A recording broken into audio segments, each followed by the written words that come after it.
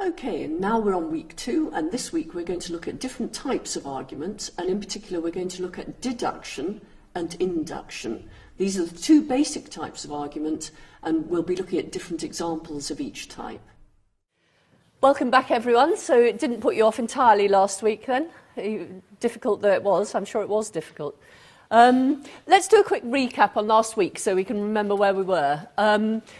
If you remember, I said that arguments are sets of sentences such that one of them, the conclusion, if you remember, is being said to be true, and the others, called the premises, are being offered as reasons for believing the truth of the one, or reasons for believing the one. Okay, so that's what an argument is. And I said it was important to distinguish arguments from 2 things. Firstly, sets of sentences that aren't arguments. And if you remember, there are 2 sorts of sets of sentences that are not arguments. Can anyone remember what they are? No, an assertion isn't an argument. An assertion is the second thing from which you should distinguish arguments. So I said that there are 2 sets. I think you misunderstood my question slightly, whoever it was then. So there are 2 things from which you distinguish arguments, but the first one is sets of sentences. And I said that there are 2 types of sets of sentence that you need to distinguish from an argument. Can anyone remember what those 2 types of sets of sentences were? Sorry? No. No, okay, maybe that's not a fair question. Okay, the first one is sets of sentences that aren't related at all. Do you remember I talked about sea is salt and Melbourne's in Australia? Well, until you add therefore and a bit of context, that's not an argument, is it? It's just 2 unrelated sentences. And the second type of sets of sentence you should distinguish from arguments are those that are related, but not as an argument is related, not as the sets of sentences that constitute an argument are related. So in order for a set of sentences to be an argument, it's got to be related in the sense that the conclusion is being said to follow from the premises. Okay? That's what an argument is, that one of the sentences of the set is being said to follow from the others. If that relation isn't being said to be there, then it's not an argument. The second thing from which you must distinguish an argument is a sentence. And can anyone remember how you distinguish sentences from arguments, or one way at least in which you would distinguish a sentence from an argument?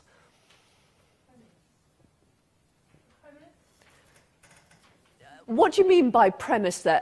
A premise has a very particular definition. The definition is that a premise is a sentence that's being offered as reason for believing the truth of the conclusion. So what the question is here is, how do you distinguish a sentence or assertion from an argument? It's incomplete. A sentence you could see as an incomplete argument, I suppose, but that's not what I was thinking of. There's no conclusion? Certainly there's no conclusion, there is something being postulated if the sentence is being asserted, isn't there? Use of the words therefore and since. There's no relation, that's right, but okay, let me, hang on, there's one more at the back there. Well, aren't they sort of simple statements? Say that again? Aren't they just simple statements? That's right, this is just a statement, and a statement isn't an argument, is it? A statement isn't good or bad. Well, it could be, I suppose, couldn't it? A statement is true or false, and an argument is good or bad. Do you remember? Very important that you shouldn't call arguments true or false, because arguments can't be true or false. The only thing that can be a true or false is the sentences that make up the argument. What an argument is truth preserving. So if you have truth in the premises, and it's a good argument, then the conclusion will be true. But notice it's the premises that are true and the conclusion that's true, not the argument itself. The most the argument can be is truth preserving. Okay, so that's distinguishing arguments from sets of sentences and from sentences themselves. What we're going to do today is consider different types of argument. And we're going to start using some of the concepts that you've already mentioned this morning. So, there are two basic types of argument. There are deductive arguments and there are inductive arguments. This is a very basic type of argument because you'll see later there are lots of other types of arguments in these categories. But these two categories are the most important. These are the ones you need to get a grip on. Okay, let's look at deductive arguments first. Now, these are such that the truth of their premises guarantees the truth of the conclusion. So, if the premises are true, then the conclusion must be true. Because if it's a good deductive argument, it's truth guaranteeing. So here's a deductive argument. You'll be familiar with this one. We used it last week. It's Friday. Marianne always wears jeans on a Friday. Therefore, Marianne is wearing jeans. Notice that the conclusion of this argument is true. But neither of the premises are. So that should give you an idea that the argument is a good one, the conclusion is true, but actually neither of the premises are true. So this will be something we'll look at again when we look at what a good argument is next week. Relating to the real world, that's right. It's not Friday, therefore that premise is false. It's not true. You'll have to take it from me on authority that I don't always wear jeans on a Friday. I do happen to be wearing jeans today, but of course that's irrelevant because it's neither Friday nor is it the case that I always wear jeans on a Friday. But what's important about this argument is that it's deductive.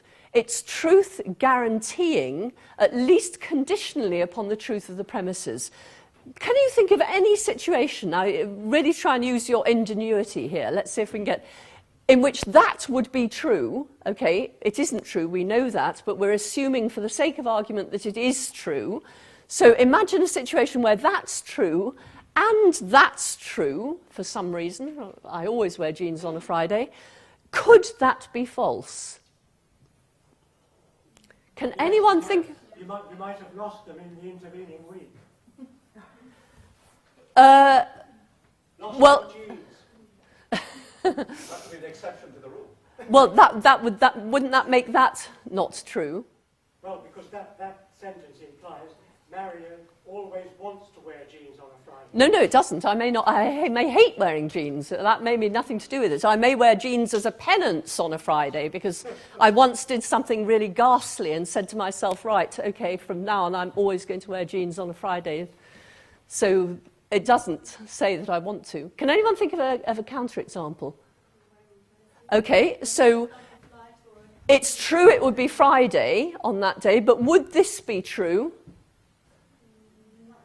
No, it wouldn't, would it? So what we've given there is a falsification of that, not a counterexample to the argument. Okay? Do you see where I'm getting at? What we're doing is we're distinguishing the truth of the premises from the truth-preservingness of the argument. Lots of us can think of situations where that's false or where that's false, but that's not what I'm asking you to do. What I'm asking you to do is to think of a situation where that's true and that's true and that's false. It's impossible for that to be false. It is, isn't it? Yep, you're correct. Well, hang on, there are a couple of other examples here. Let's try one.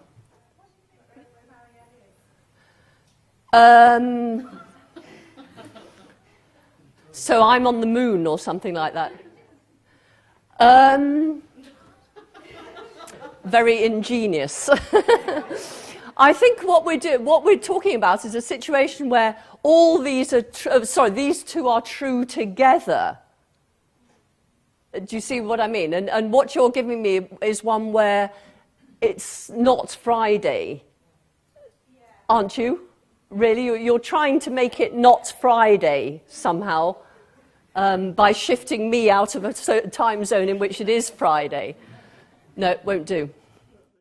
But we don't need to guarantee it because all we're doing, we're saying this is true, if this is true, and if this is true. We're not saying this is true. I mean, this is another very important distinction. When you're doing logic, you're not talking about the actual truth value of a sentence. Okay, so the truth value of that could be either true or false. Do you see what I mean?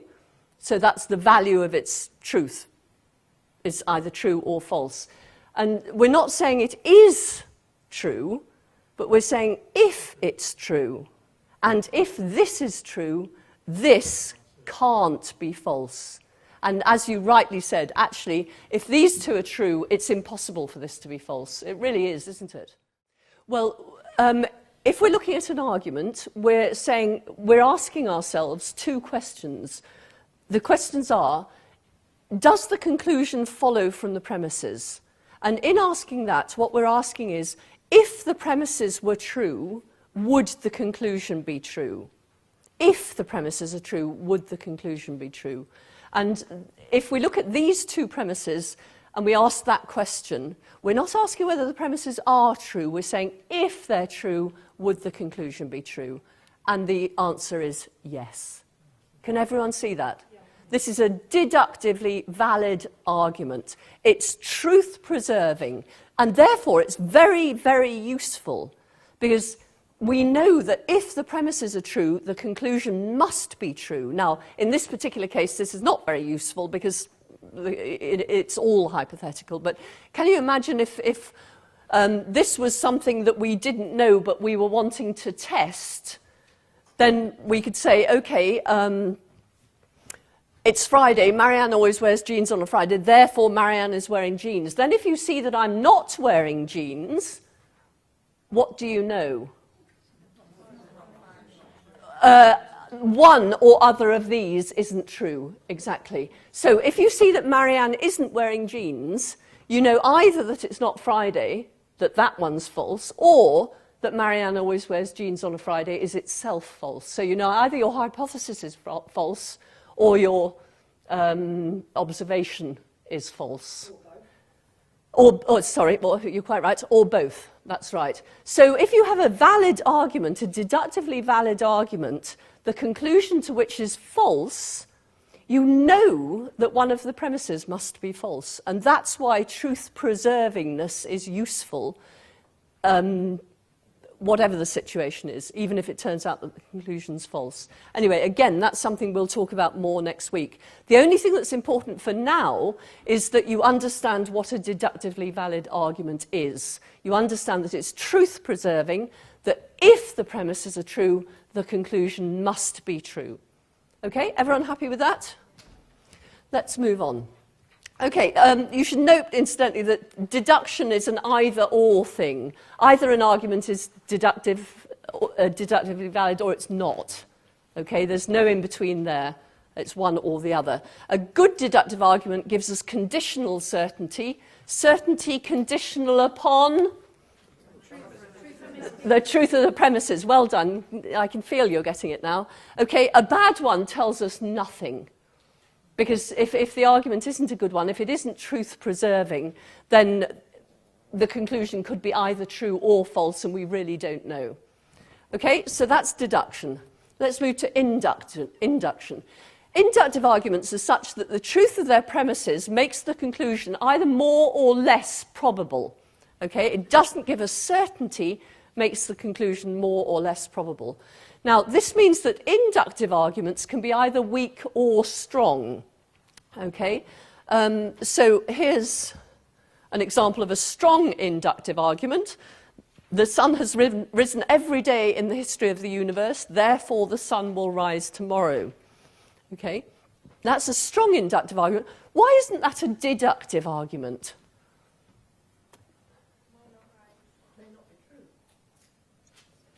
Sorry, what may not be true? Because arguments can't be true, of course, can they? This may not be true. Okay, but we're saying if this is true, then this will be true. So why is that not deductively certain? The second sentence, it's not necessarily going to happen, but it's not 100% certain. Okay, so this could be true, and yet this false, and yet this is a good argument. Yeah, good, well done. That's exactly right. The hallmark of a strong inductive argument is even though you've got a very strong argument, I mean, if the sun has risen every single day in the history of the universe so far, I have no idea how old the universe is, but It's old, right? If the sun has risen every day in the history of the universe, then it's hugely likely that the sun is going to rise tomorrow, isn't it? It's still wrong to put will, because you can't be 100% certain. And then you say, but we can't be 100% certain, because who knows, the sun may explode tomorrow. Or maybe the law that ensures that the sun rises every morning actually has a bit of a dog leg in it. So it's saying, okay, what the law is every morning the sun will rise except on the 7th of October 2009, it's suddenly going to miss a day. And from then on, it's only going to rise every other day, okay, for the rest of the history of time. I mean, do we know that that isn't what the law is?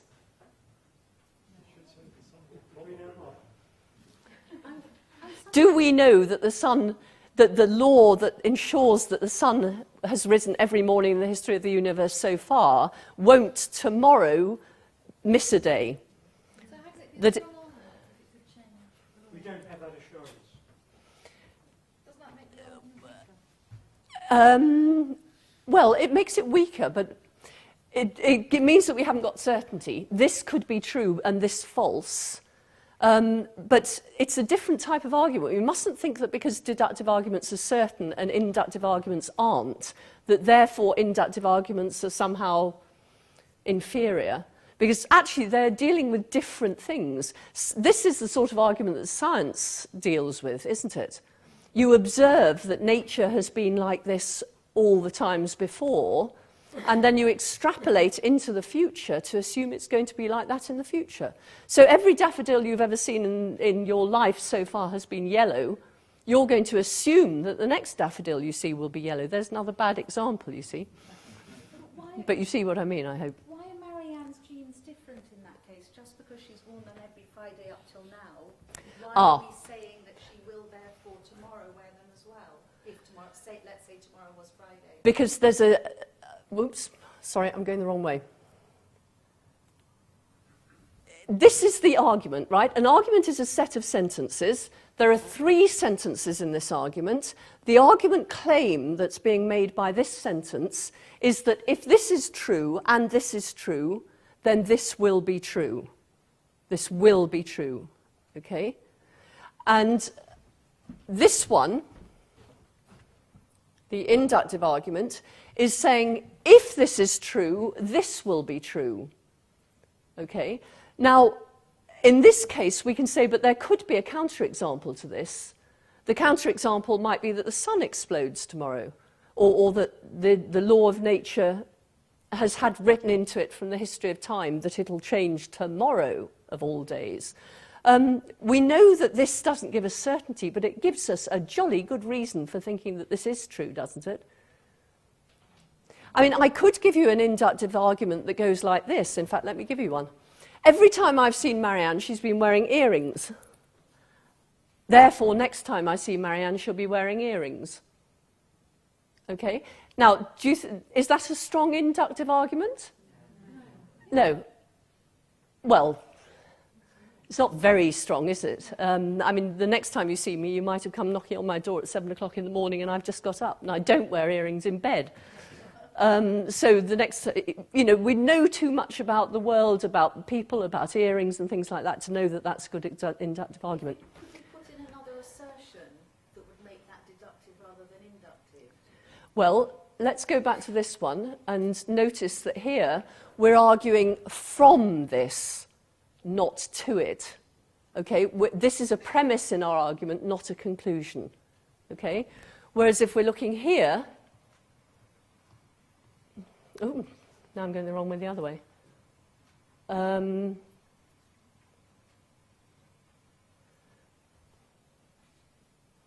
no, actually what I was just about to tell you there isn't going to work. How did we get to this? We've seen the sunrise every single day. We've seen lots of observations, and therefore we naturally extrapolate to a generalization like this. This is a different form of reasoning. This is inductive reasoning. And it's the same reasoning that causes us to say something like this. But in this case, the same reasoning isn't as strong. Here's another one. Who takes a lucky rabbit's foot into an exam? if they ever go into exam, who used to take a lucky rabbit's foot into exam. Who has a lucky red jumper or something like that? We've all had the experience of something's really nice happening to us and we were wearing something or carrying something and we think, you know, maybe I'll wear that again and I'll be lucky again, because we extrapolate from what's happened in the past to what's going to happen in the future. I've lost you, I can see. I'm looking at your faces and you've gone. Right. The only thing you need to remember is that a deductive argument, you've got certainty. Because if the premises are true, the conclusion must be true. In an inductive argument, you haven't got certainty, you've only got probability. Okay? This premise gives you probable reason to believe this. If this premise is true, this conclusion is probably true. Okay? But it's not certainly true. And if this premise is true, then this conclusion is not even probably true, is it? This is a very weak inductive argument. This gives you some reason for believing this, but not very much. Have a look at these. Go through. I'm going to give you a couple of minutes to do them on your own, so you really try and work this out for yourself. Decide which of those are deductive arguments and which of those are inductive arguments, and then we'll have a look at them together. So the sun is coming... Well, actually, let's do them together. I think that's probably easier at this point. Let's have a look at the sun is coming out, so the rain should stop soon. Which is the conclusion of that argument? Oh, okay. Well, right. Well, let's do it the canonical way, shall we? Just so we've all got it. Which is the conclusion of this argument? The rain should stop soon. That's what we're claiming. And the reason we're giving for that claim is... The sun is coming out. So the premise is the sun is coming out, therefore the rain should stop soon. Now, does the truth of that premise make the truth of the conclusion certain? More or less. No. You can't have more or less certain, sorry. It's more or less probable, but not more or less certain. Okay. So is it inductive or deductive? Put up your hands if you think it's inductive. Yay! You see, I knew you got it really. Okay, good. That's an inductive argument. What about this one? Let's do it the canonical way. What's the conclusion? Right, I'm going to make you do the things that I make undergraduate, or used to make undergraduates do. Notice there's... can you make that a proper sentence? John won't be at the party. That's right. It's obvious what the sentence should be, isn't it? So, okay, the conclusion is John won't be at the party, and the premises are...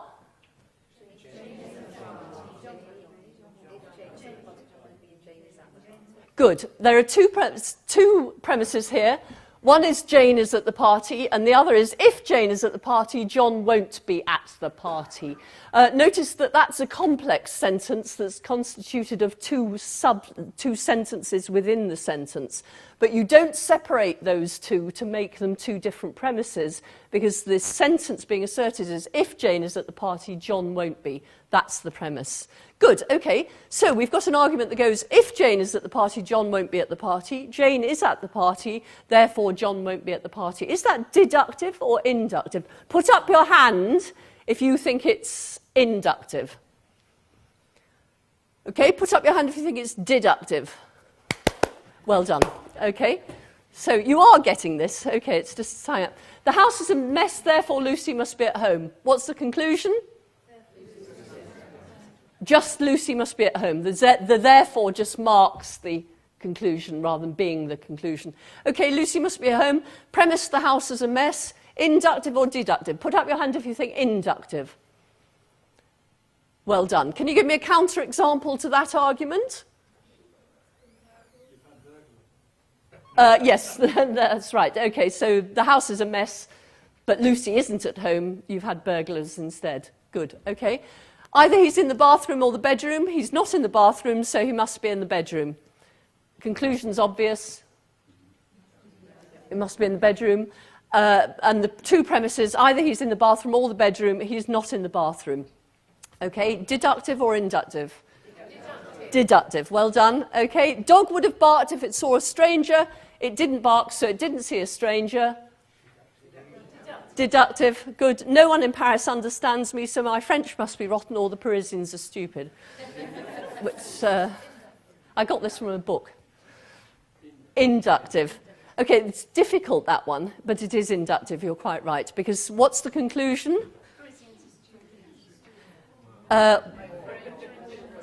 That's right, it's actually a complex conclusion, isn't it? My French must be rotten, all the Parisians are stupid, and the premise is no one in Paris understands me.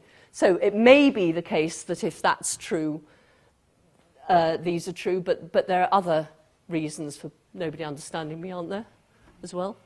Okay, good. So you have actually got it, even if we got tied up in a few knots there. No, I'm not going to say what I... Right, logicians study deduction by studying valid argument forms. Now, here it's very important to distinguish form from content. Okay, arguments are deductively valid in virtue of their forms rather than their contents. Now, that's not true of all deduction, but it's true of most deduction. So let's have a look what I mean here. All men are mortal. Socrates is a man, therefore Socrates is mortal. Okay? All actions that produce the greatest happiness of the greatest number, I got very bored writing it out, so greatest happiness of the greatest number. All actions that produce the greatest happiness of the greatest number are right, morally right, that is. That action produced the greatest happiness of the greatest number, therefore that action was right.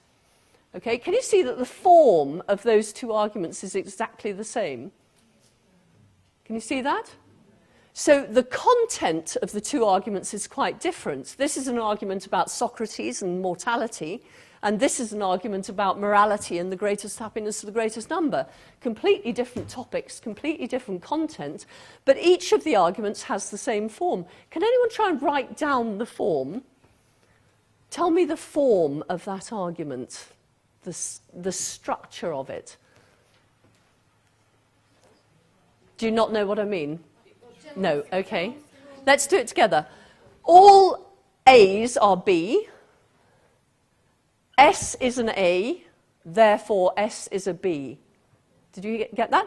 All A's are B. So let's do an interpretation here. A equals, well, let's do it properly here. X is a man.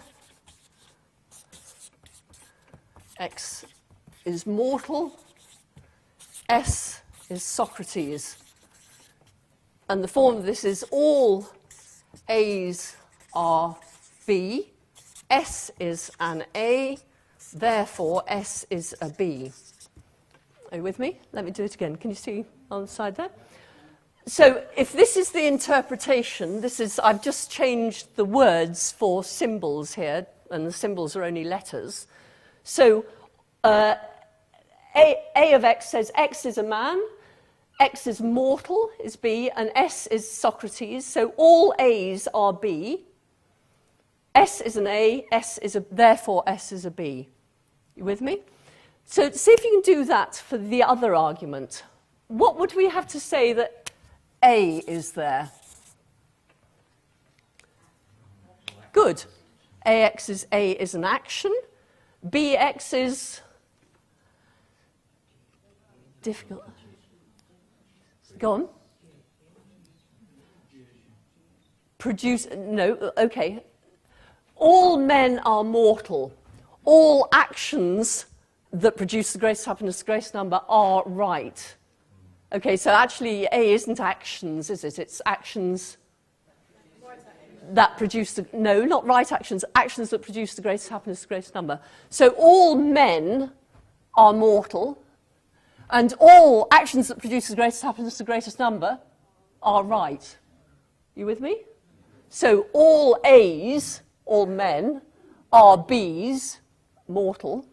All A's, actions that produce the greatest happiness, the greatest number, are right. Okay, and then the next one, that action produced the greatest happiness, the greatest number. You've got Socrates here as a particular thing, just as that action is a particular thing. Okay, and you're saying that particular thing is a man, i.e. falls into this class here, and therefore he falls into the other class too. Okay, so both those arguments have the form all A's are B, S is an A, therefore S is a B. Now, the point of this is just to get you to distinguish form and content. Can you see that an argument can have different forms and yet the same content? Different contents and yet the same form. Okay, so these are two arguments of exactly the same form, different contents. What's important about this is that logic is topic neutral.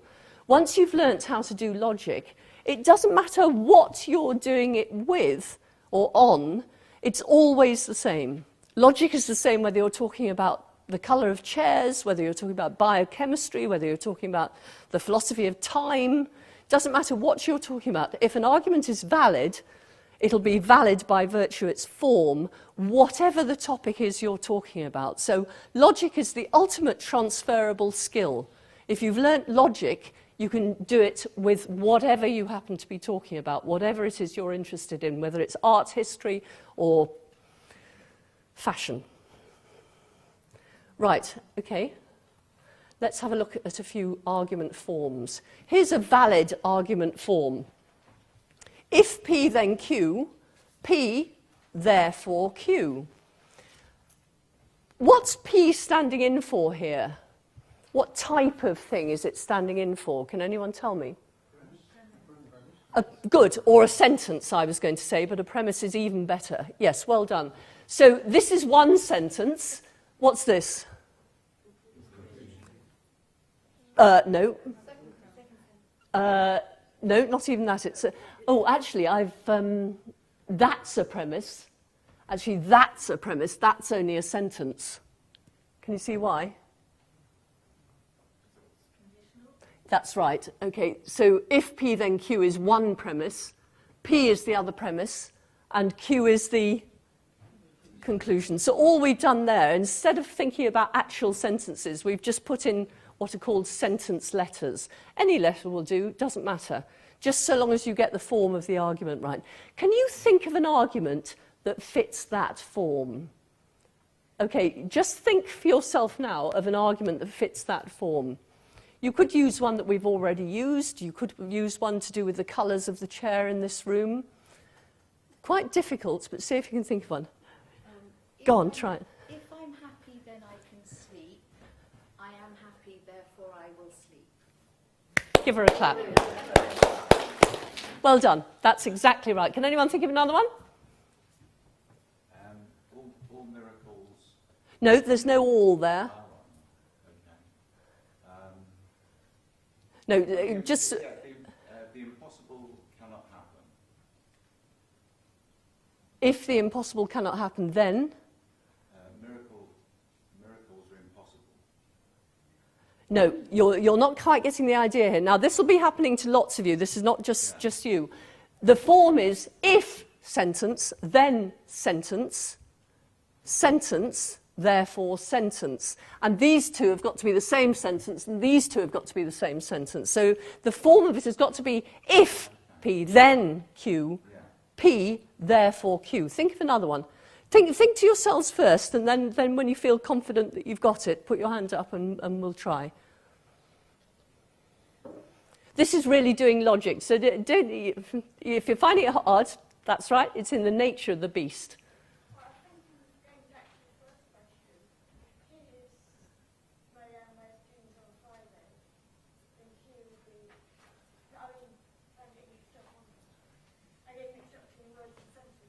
Are you? Well, sit down and think for yourself and then try again. No, you've just said... Oh, no, you didn't. No, it's... OK, go on, you say one. If blue chairs are comfortable and the chairs are blue, then these chairs are comfortable. No, that was an if P and Q, wasn't it? And we're looking for an if P then Q. These words that are left are the logical words. And it's getting the logical words right, if, then, and, or, not, that's hugely important. Have you got one? If he gets the bus, then he will be eco-friendly. He gets the bus, therefore he's eco-friendly. Good, okay. If he gets a bus, then he's eco-friendly. He does get a bus, therefore he's eco-friendly. Good, well done. Paul? if it rains, I raise an umbrella. My umbrella is up, therefore it is raining. Oh, there's something wrong with that. What was wrong with it? Now that the sentences were great. Say it again, though. If it is raining, Okay. I raise an umbrella. Okay, so P is it is raining. Yeah. Okay, and Q is I raise an umbrella. P, my umbrella is up. Now, was P my umbrella is up? No. What was P? It's raining. So what do you need there instead? It is raining. Therefore, your brother. Do you see what you were doing there? Is you were committing the fallacy of affirming the consequent. Very common fallacy. We'll do fallacies next week, I think. But do you see? It has to be. You have to have the letters in the right order, because what you gave me initially wasn't a valid argument, but a valid argument could easily be made from it just by transposing those. Do you have another one? I do. Hope this is right. If it's sunny, then I'll take my dog for a walk. It's sunny, so I'm taking my dog for a walk. Therefore, I'll take my dog for a walk. Exactly. So P is, it is sunny. Q is, I'm taking my dog for a walk. And the argument is, if it's sunny, then I'm taking my dog for a walk. It is sunny, therefore, I'm taking my dog for a walk. Okay? Now, that has to be valid, doesn't it? If those premises are true, that conclusion has to be true, because any argument of this form must be a good argument, is deductively valid. Anyone else want to try another one? If the postman strikes, then we will have no letters. Postman striking, therefore we have no letters. Good, okay. If the postmen are striking, then we will have no letters. The postmen are striking, therefore we'll have no letters. So P is the postman striking. No, not if, because the if, okay, the postman striking, and Q is we will have no letters. So if the postman is striking, then we'll have no letters. The postmen are striking, therefore we'll have no letters. Good. Okay, one more, and then we'll move on. If he's breathing, he's alive. This is looking good. He's breathing, therefore he's alive. That's right. If he's breathing, then he's alive. He is breathing, therefore he's alive. Okay? Yeah, good. Okay, it's dead easy, isn't it, once you get the idea of it? And here's the... sorry, say that again? Like the third parrot? Oh, the dead parrot. Yes, I'm sure we could make one there. Here we are. If there are no chance factors in chess, then chess is a game of skill. There are no chance factors in chess, therefore chess is a game of skill. What's P here? No chance factors in chess. Good. What's Q? Chess is a game of skill. Good. Well done. Here's another argument. Okay, that was modus ponens, by the way.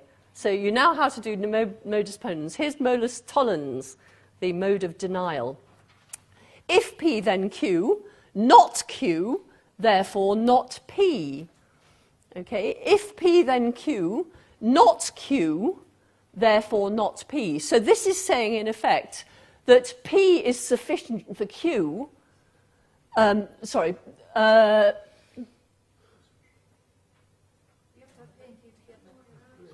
Have I got it the wrong way around? You've got the P implies Q. And if P is absent, then Q must be absent.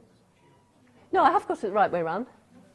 It's what we're saying is here is that Q is necessary for P, and so if Q isn't the case, then P isn't the case. Well, let's have a look at the example, and then you can come up with your own.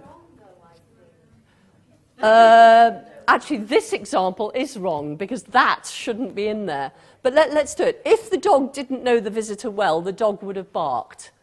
Okay? The dog didn't bark, therefore the dog did know the visitor. That shouldn't be in there. That's the one that I was saying I'd got wrong before we started. So if you take that not out, I won't draw on the screen there. So on your handouts, make sure that you take that not out on slide 16. Write that down now. I think it's 16. Yep. Because that's incorrect. But do you see how that argument is valid? If it's true that if the dog didn't know the visitor well, the dog would have barked, it's a good guide dog, guard dog, not guide dog. It didn't bark, therefore it must have known the visitor well, mustn't it? Okay? So see if you can come up with something of that form now. I'll take the example out so it's not confusing you. Have you come up with one already? Yeah, if I have money, I'll go to the pub. I'm not in the pub, therefore I haven't got any money. Well done. Fantastic. Absolutely right. So P is I have money. Q is I would be in the pub. Is that right? I'm not in the pub, therefore I have no money. If I had money, so having money would be sufficient for you to be in the pub. Okay? But you're not in the pub, therefore you haven't got any money. Okay, anyone else want to have a go? Gentleman there. If the sun is out, I will take my dog for a walk. The sun is not out, therefore I will not take my dog for a walk. Good. You've got it, I think. Does anyone else want to have a go, or does everyone feel that they've got that? That was wrong. Well, was it? Yeah. Sorry, say it again. If the sun is out, I will take my dog for a walk. Okay, so P is the sun is out, and Q is I'll take my dog for a walk. The sun is not out. Ah. I'm sorry, those of you who saw the error, that's quite right. Okay, what should be here? I'm not taking my dog out for a walk, therefore the sun is not out. Yep, that's right, good. Okay, try one more then, as I got that wrong. If I'm hungry, I won't concentrate. I can't concentrate, therefore I must be hungry. Yes, okay. No, we had a not in the wrong place there, didn't we? How did it go again? If I'm hungry, then I won't concentrate. I'm not concentrating. Right. I can't concentrate, therefore I'm hungry. It would be... Hang on, we'll write this one down because there are knots in there that we need to get right because, as you see... Okay, so P is I am hungry. Q is I can't concentrate. Okay, notice that we've changed Q. Q is actually a negative here. That's where it's very easy to get tied up. So be very careful of this. Negatives immediately make things quite difficult. So, but never mind, we can do it. Okay, so Q is I can't concentrate. Now, not Q, therefore, is I can concentrate. Therefore, I'm not hungry. Are you with me? Do you see how that works? So you had the right sentences. You were just not using the negatives in the right way. I've forgotten who said this, so I'm looking at all the wrong people. But okay, one more on this one because it's quite difficult. Paul. Oh, actually, we've had you, Paul. So did we have you before? Not with these sentences. Okay. If I miss my train, then I'll be late. I'm not late, so I can take my train, or I haven't missed my train. Good. Okay.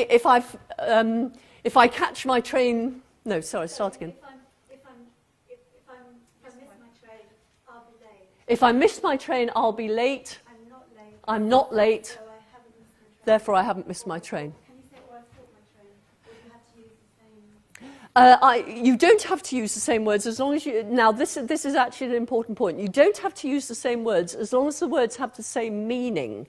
Or, do you see what I mean? But when you're learning logic, it's a very good idea to use the same words because it cuts out one area of complication. Do you see that? It just, why change your language when what it's going to do is confuse you? Keep things as simple as possible. This is quite hard enough without adding layers of complication in. Okay, good, you did that well. So what have I got? Oh, well, we've already tried that. Good, let's try another one. This is a disjunctive syllogism. P or Q, not P, therefore Q. Okay, have a go at that one. P or Q, not P, therefore Q.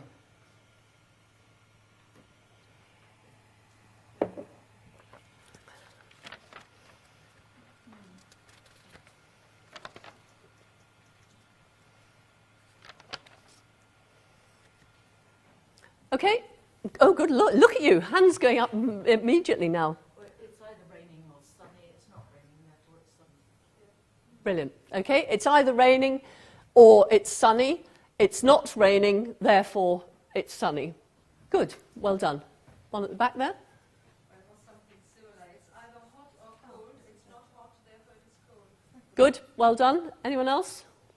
So I'm either walking or driving. I'm not walking, therefore I'm driving. Good. Okay. I think you've got it one. Happy or sad, not happy, therefore sad. Good. Well done. Okay. You've got. Notice that works if you've got an exclusive or, because or is actually an ambiguous word in English. It can mean either or it can mean not both. And if this was either, this has got to be either or, hasn't it? As if it were not both, you couldn't get the conclusion, could you? So that's where English can lead us astray a little bit, because English is itself ambiguous. Okay, here's my example. Either, this is actually a Bertrand Russell example, either we hope for progress through improving morals, or we hope for progress from improving intelligence. We can't hope for progress through improving morals, therefore we must hope for progress through improving intelligence. What this should tell you, incidentally, we've been looking at very simple ones, but actually these forms can be very complicated. One of the things I'm going to ask you to do this week while you're at home is when you read your newspaper, you listen to your television or argue with your friends in the pub or whatever you happen to do, I want you to try and identify arguments that come up. Whenever you hear the words if, then, and, or, not, if and only if, all these logical words, all, is, lovely logical words, just you've got to be sensitized to them this week, because I want you to hear you. Every time you hear an if-then, I want you identifying the form of the argument in which you find it. Of course, it might not be in an argument, might it? Might be just a freestanding assertion. But have a look, see if there is an argument there. I'm just getting a bit lost there, Ryan. The second paragraph, is that an Second sentence. Is that an assertion? Yes. Making an assertion? Each of the premises is an asserted sentence, a sentence that's being asserted, isn't he? So Russell is saying, you know, it's true that either we hope for progress this way or we hope for it this way. Okay, there's no other option. We can't hope for it this way, he's asserting, therefore we must hope for it that way. Okay? What's incorrect? That statement, because he assumes that intelligence has a higher... Hang on, what's false here? It's the concept. So, is it the first premise? Let's start to use the language now. Is it the first premise that's false or the second? Improving intelligence. Well, improving intelligence isn't a sentence. And it appears here and here, so what? So, is that the false premise or that one? Improving intelligence can improve morals because it's progress. Right. I think I'm going to put this on one side because A, we're not really looking at the truth of the premises, and B, you've got to take the premises as they are here. This is what's being asserted. So we're not saying this is true or that this is true. What we're saying is if this is true and this is true, then this must be true. Okay? These conditionals are very important.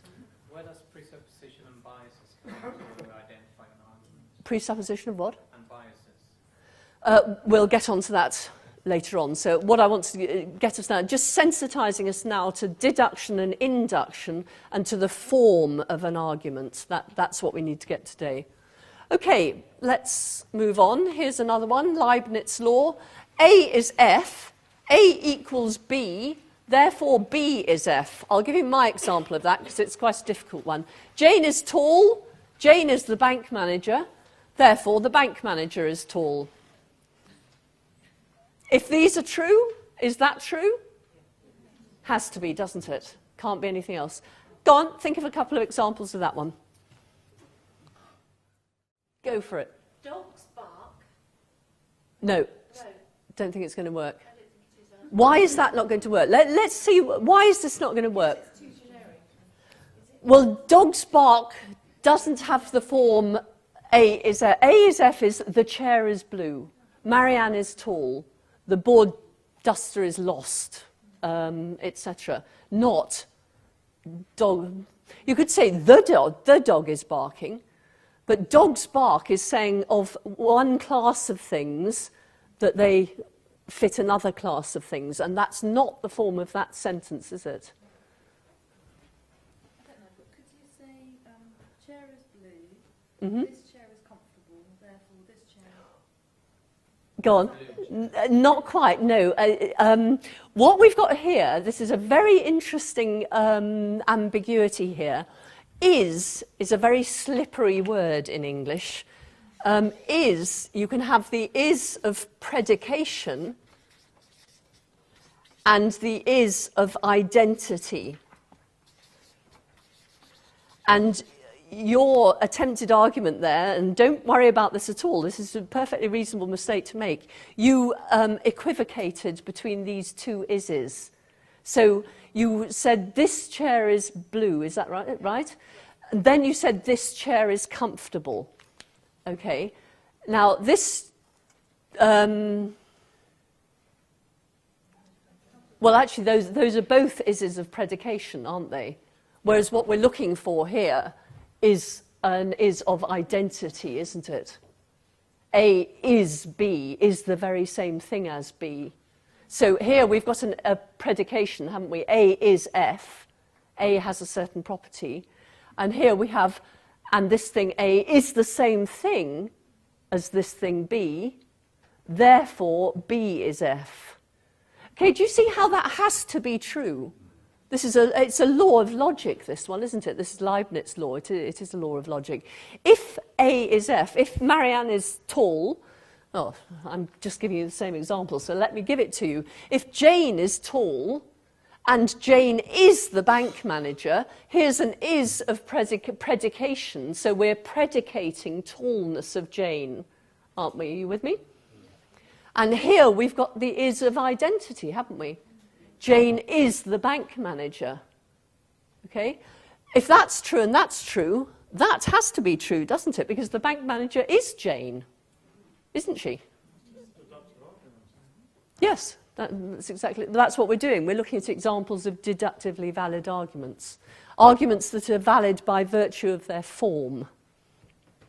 Okay, good. One last one, I think. Here's a syllogism. Now, this should be easy. All F's are G, A is an F, therefore A is a G. All Fords are cars. Okay, A is a Ford, therefore A is a car. Yeah, well done. That'll do. Anyone else want to give one more example and we'll move on? Good. I see where you're getting to. Yeah, the grammar got a bit mixed up, but yes, okay. So all my clothes are wet. That pair of jeans is one of my clothes. Sort of. Therefore, it is wet. I see where you're coming from. Okay? You've got one. That's all my miracles again. Okay, go on. All miracles are impossible. All miracles are impossible. Resurrection is a miracle. Resurrection is a miracle. Therefore, okay, it works, doesn't it? Well done. We knew we'd get there somewhere. Incidentally, let me just give you a logical problem with that, just because I think you might enjoy it. You said the resurrection is a miracle, therefore the resurrection is impossible. There's something very logically fishy about true negative existential sentences, isn't there?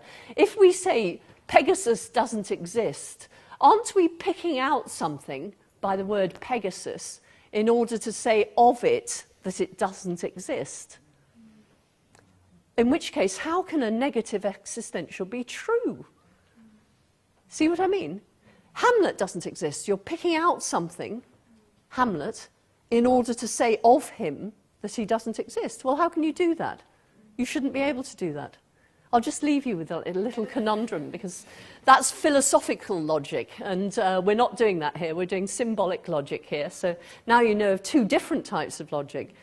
Okay, there's the canonical example for that one. all men are mortal, da-da-da-da. Now, I said that some arguments are deductively valid, but not in virtue of their form. Here are just a couple that are valid in virtue of their content, apparently. Deontic logic. Now, this is cutting-edge stuff. We know very little about deontic logic. Deontic logic is the logic of morality. Okay? What we're trying to look at is the area of discourse in which we talk about morality and say, how does it work logically? How can we get a valid argument form from talk of morality? Now, look at this argument. Lying is wrong, therefore we shouldn't lie. Now, that looks like a deductively valid argument, doesn't it? In other words, if that's true, surely this must be true as well. But if so, it's not true in virtue of its form, it's true in virtue of its... Well, could you say lying is wrong, but I'm going to lie? Well, we all know that you could lie, but if you truly believe that lying is wrong, you're also going to believe you shouldn't lie. Now, that doesn't mean you won't lie, but you'll feel guilty. If you believe that doing wrong, shouldn't be done. Madam, that's just what I said. I said, if you believe lying is wrong, then you're going to believe you shouldn't lie, aren't you? Do you think you could possibly believe that really believe that lying is wrong, and yet not believe that you shouldn't lie? In certain situations. Well, I think that if you find it, okay, if you lie, either you're going to feel shame, which manifests your belief that you do think lying's wrong, or you're not going to feel any shame at all, which manifests the fact that you don't believe that lying is always and everywhere wrong. Being wrong is relative, isn't it? It's not Oh! Don't get me on that. I'm not going to follow that one up at all. Oh, it's very important, yes, but we're not. But actually, we can safely leave it on one side here. If you're a Kantian, you think that this entails that. Incidentally, you might want to put another premise in here. You might want to say we shouldn't do things that are wrong. Someone want to do that? Okay. Kant would say if you did that, you're manifesting the fact that you think that you could believe that something's wrong without believing you shouldn't do it. And that just shows you don't understand what wrongness is.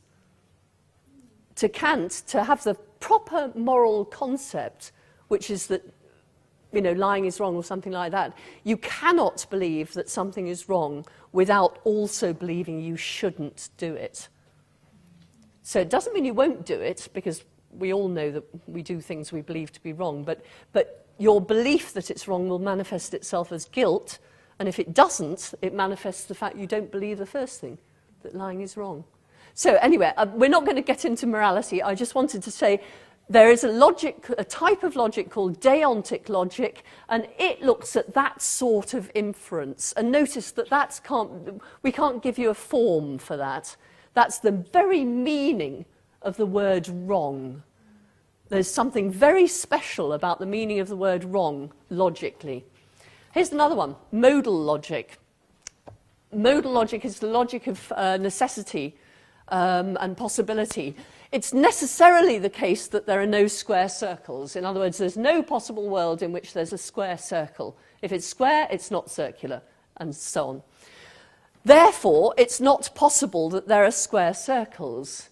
So if P is necessarily true, then not P is not possible. Can you hear that? Your capacity for reason would follow that quite quickly. If A is necessary, then not A is not possible. Got to be the case, hasn't it? So again, we have a deductively valid argument, but it's not deductively valid, at least, actually we're a lot further on with modal logic than we are in deontic logic. We can do quite a lot with modal logic these days. And here's a bit of temporal logic for you. It's raining today, therefore tomorrow it will have been raining yesterday. Is that true? Yes. Okay, if that's true, then that must be true, mustn't it? Yeah, couldn't not. And that's because of the temporal logic, the way the logic of time works. Okay, let's move on.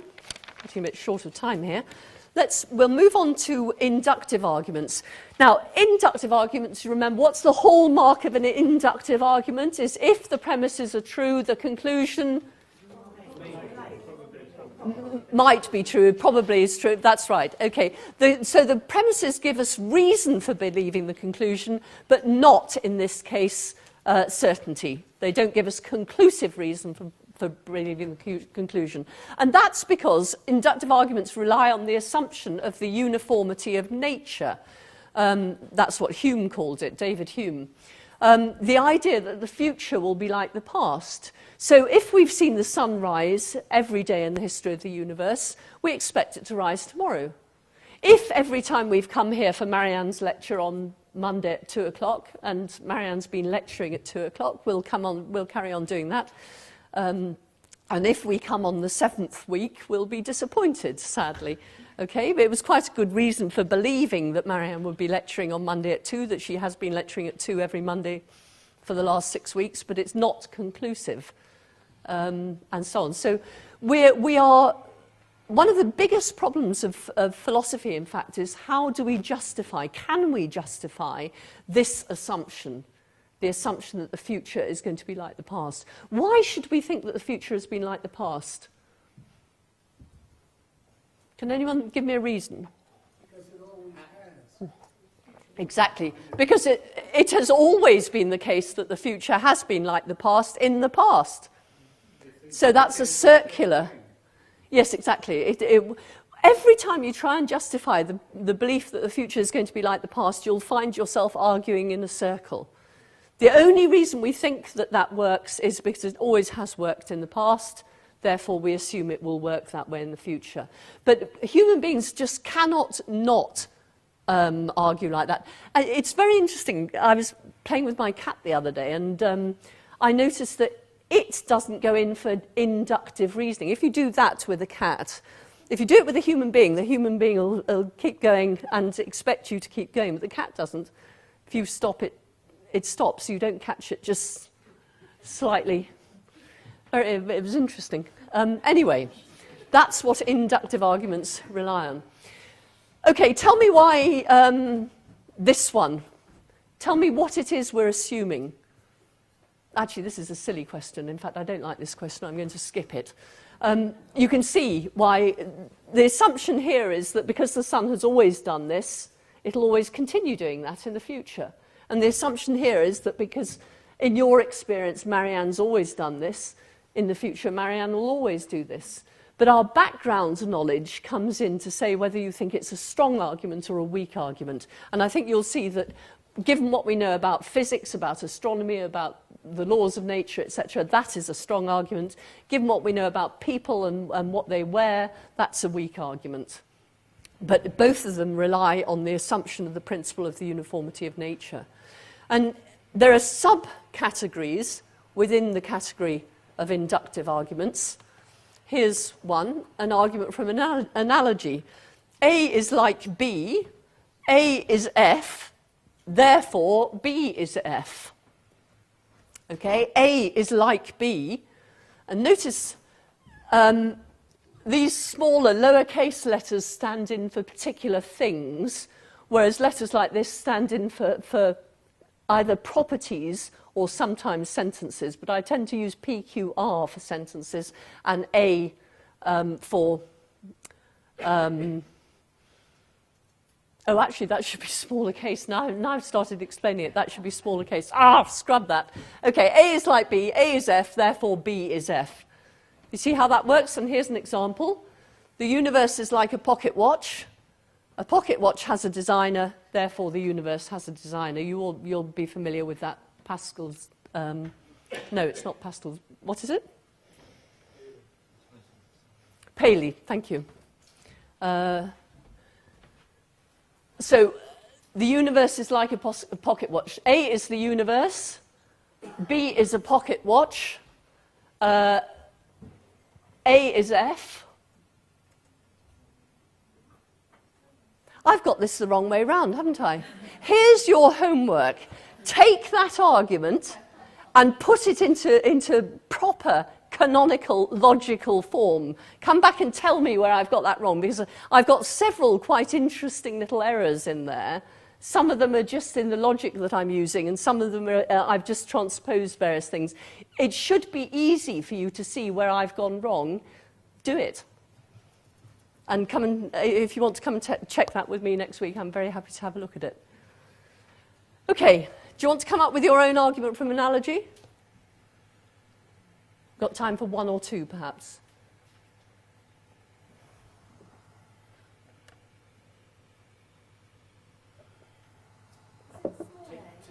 Hang on, there's someone over here who hasn't had a chance so far. Universe is like a cabbage. A cabbage is green, therefore universe. Yes, okay, that would do. One of your premises isn't true. Well, actually, no. Yes, one of your... Well, I suppose a universe is like a cabbage, isn't it? In a, roughly so, shape-wise. Okay, well, that would work. Yep. One more. Trish is like Sylvia. Sorry, say that again. Trish is like Sylvia. Trish is like Sylvia. Trish is blonde, therefore Sylvia is blonde. Good. Yep, absolutely. That'll do. Good, we've got that. Let's have a look at another inductive argument. Can you see how that's inductive, by the way? Why is that? Why does that depend on the principle of the uniformity of nature? Well, it's again, we're assuming if one thing is like another in some ways, then it'll be like another in other ways. So we're assuming the uniformity of nature, aren't we?